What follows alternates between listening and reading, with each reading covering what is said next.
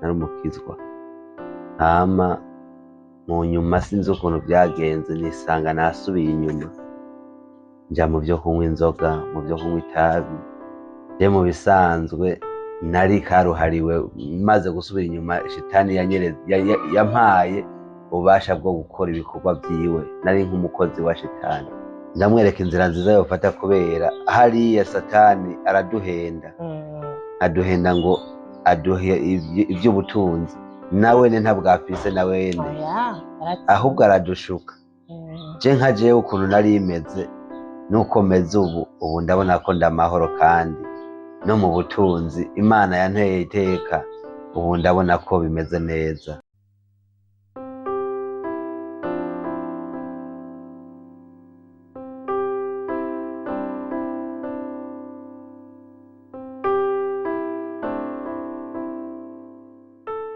Shalom shalom, ni Natumunezero agarutse. Nagiye kubashimira ingene mugira commentaire, mukama courage, mukigira subscribe na shine. Imana bahe umugisha cyane. Uyu munsi ndagarutse mfise umutumire afise intahe ashaka kugezaho y'ijambo ry'Imana. Turabire hamwe uburyo abantu hari abantu baba barakijijwe ariko ntibibuke abo basize inyuma, baragiye mu bindi bintu. Yari umukizwa nako araza kubibibarira byose, abashingira intahe.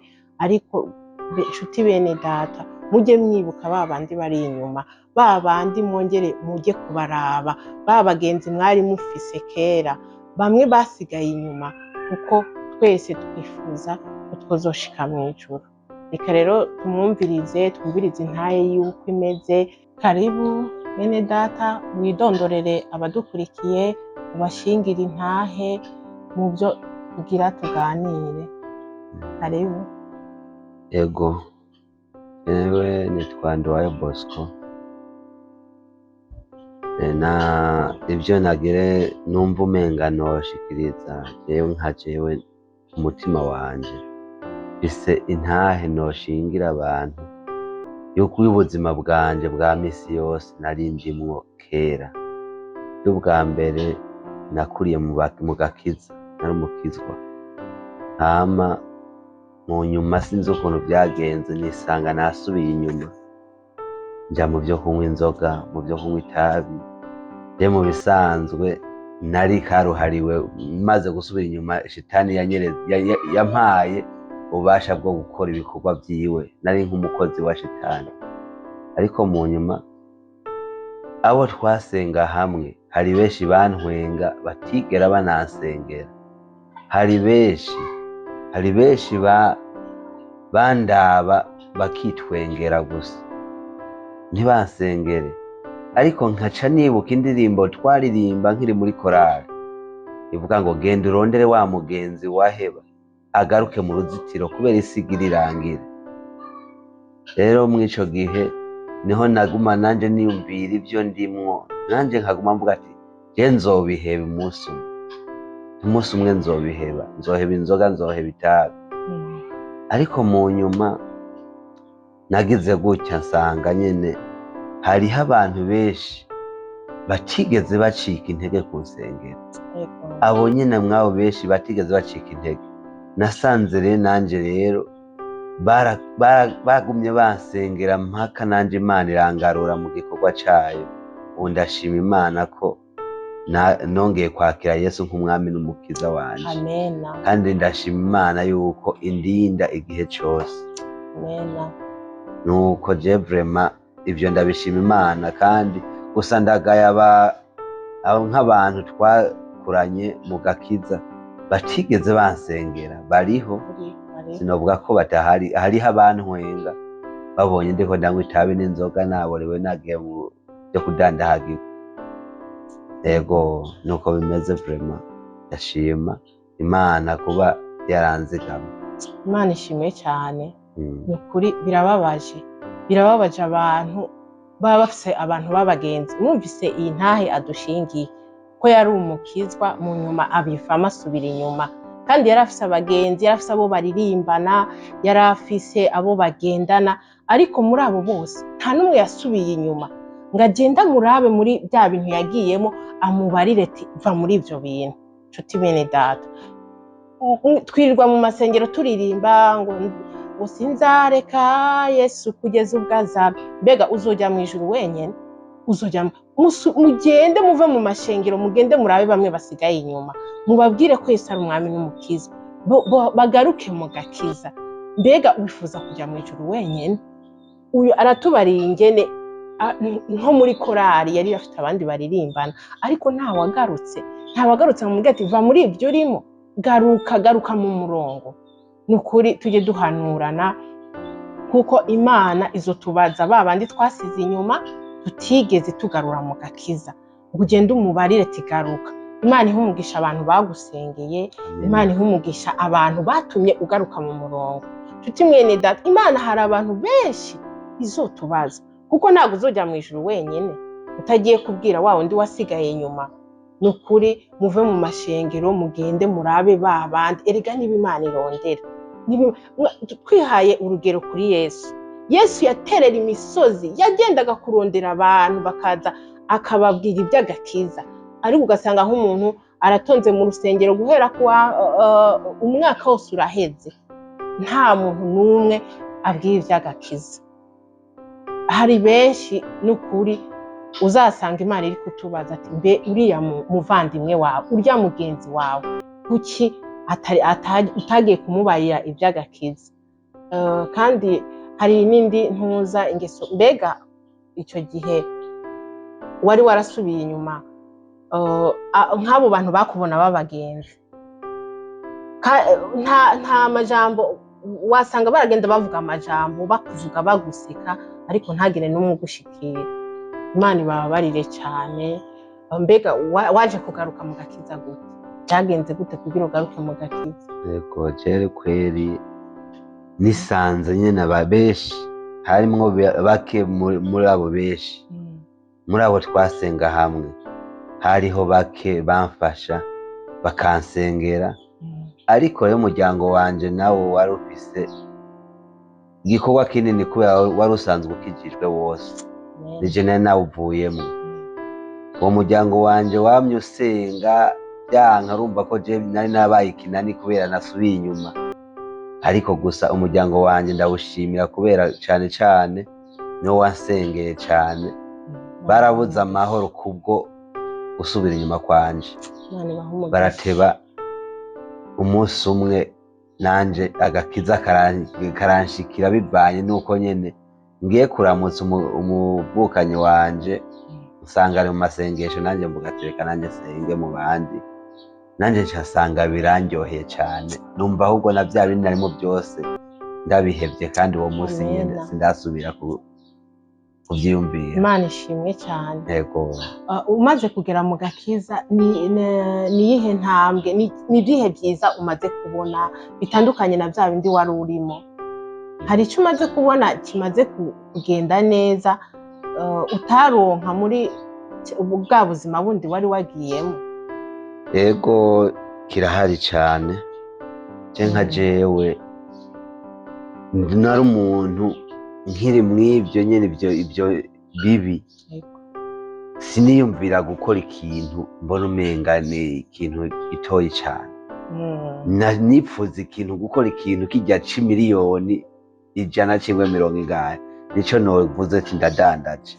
Ariko gusa mw'uwo mwanya nyakira Yesu nk'umwami n'umukiza, mvuye mu byaha narimo, naciye niyumvira gukora ibyari mikashi uwo mwanya nyene, kandi narabikoze. Gusa ubu sinkibikora, nabihagaritse kuko Imana yanteye iteka, ishira ahandi hantu ntofatanya no kugira ntofatanya no kudandaza ibyari mikashi. Yego ibyo ndabishimira Imana ko yanteye iteka, ikanshira ahantu ntogeze mu gihe nari mu kaboregwe no mu byo kunywa itabi. Imana ishimwe cyane. Imana ihimbare. Hari ikindi kibazo niyumviriye, mbega ukiri muri birya bintu by'akaborerwe, ibindi byaha bitandukanye, nta gihe wumva wihebuye kumva ko mbega no gupfa wopfa iyo ubirimo uba wumva mbega hari igihe wiyumviraga ko ushobora kuzosubira ku murongo ugakizwa? jewe ndiko ndanywa itabi n'urumogi nararunywa, urumogi ndarunyweye nkumva ruriko rurampenda, narunywa kandi nkavuga ati naho ndakunywa nzoguheba. Amena. Ico cizigiro cagumye mu mutima yuko nzoteba nanje nkasubira nkakizwa. Imana ishimwe. Ivyo vyagumye mu mutima, ariko sinenzi ngo bizogenda ukubwira nongere gukizwa. Nisanze nyene vyabaye ndakizwa, nongera gukizwa. Ubu siniyumvira ko hari ikintu coza kisubiza inyuma. Imana ishimwe cyane, turashima Imana. Ni ukuri twumvise ko Imana ntigera ita umuntu wayo, ntigera imuta naho woja. Nibyo narigeze kubivuga ngo naho ibyaha vyoba bigatukura, Imana iraza ikabihindura ubusa iyo uyegereye ukongera kuyicira bugufi. Imana kandi no mw'ijuru baranezerwa kuko haba hari intama yari yatakaye igarutse. Rero ku bantu bari kudukurikira, niyihe nama wobagira ku bantu bakiri muri ibyo byaha kugira ngo bagaruke ku mwami Yesu, bivanye n'uko wowe ubungubu umwanya ubona urimo? Mbe nta bagenzi ubu bari kuguhamagara ngo ube wosubira muri ibyo bintu mwagendanye? Abagenzi bampamagara ntibabuze, ariko gusa nanjye burya ndababara yuko ntakiri kumwe nabo. Warafashe ingingo. Ndabara ko ntakiri kumwe nabo, ndabereka yuko ataho dusa dusaniye, ariko uwunyemereye akanyegera ndamwereka inzira nziza yofata. Imana iguhe umugisha. Ndamwereka inzira nziza yofata, kubera hariya Satani araduhenda, aduhenda ngo aduhe ivy'ubutunzi, nawene ntabwafise nawene, ahubwo aradushuka. Je nka jewe ukuntu nari imeze nuko meze ubu ndabona ko ndamahoro, kandi no mu butunzi Imana yanteye iteka, ubu ndabona ko bimeze neza. Nta hantu hari amahoro atari muri Yesu. Imana ishimwe cyane. Dusoza, niyihe nama wogira abantu kugira ngo baze? Kandi nawe ntuzomere nk'abo bagenzi bawe, jya wibuka babandi mwari muri kumwe hahandi, ugende ubabwire ibyiza biri mu Mana, ugende ubabwire ibyiza biri mu gakizwa, bagaruke ku Mana. Niyihe nama wogira abantu bakiri muri ibyo bintu kugira ngo babivemo? Inama nobarira abantu bari mu ivyo nuko bogaruka ku mwami wacu Yesu Kristo, kuko niwe nzira n'ukuri n'ubugingo. Amena. Niwe ashoboye byose, nta na kimwe atoha umuntu yashatse kumuha.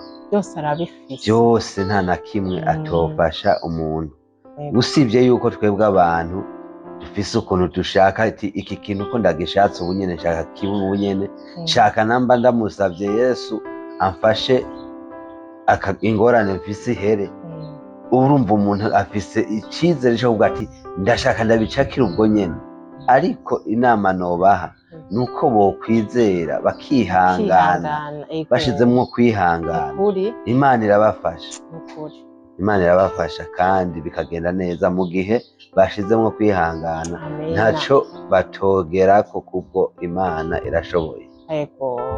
Imana ishimwe cyane, ndagushimiye. Imana iguhe umugisha kandi kuraje ntacyo mu Mana nta kidashoboka. Ijambo ry'Imana riravuga ngo ni inzira y'ukuri n'ubugingo. Haranira kugira bwa ubugingo budashira, kandi Imana n'ukuri gukomeze, kandi nizeye neza ko utazasubira inyuma, warafashe umwanzuro. Yesu ashimwe cyane. Twari turi kumwe n'uyu muvukanyi, mwumvise intahe yiwe, afise intahe nziza, ari guhanura abantu. Biraryoshe kubwira abantu ikintu waciyemo ukanakivamo. Yesu ashimwe cyane. Tukaba tugushimiye cyane, nitugukenera twizere ko tuzongera tukakubona, ukongera ugashingira intahe aba badukurikiye. Yesu akomeze kuguha umugisha. Ego murakoze cyane, natwe turabashimiye cyane kuba mwaduhaye akanya ibindi n'ibindi tuzoza tubabarire kuko ni byinshi cyane Imana yadukoreye birenze urugero. ukuri Yego. Imana iguhe umugisha. Shalom.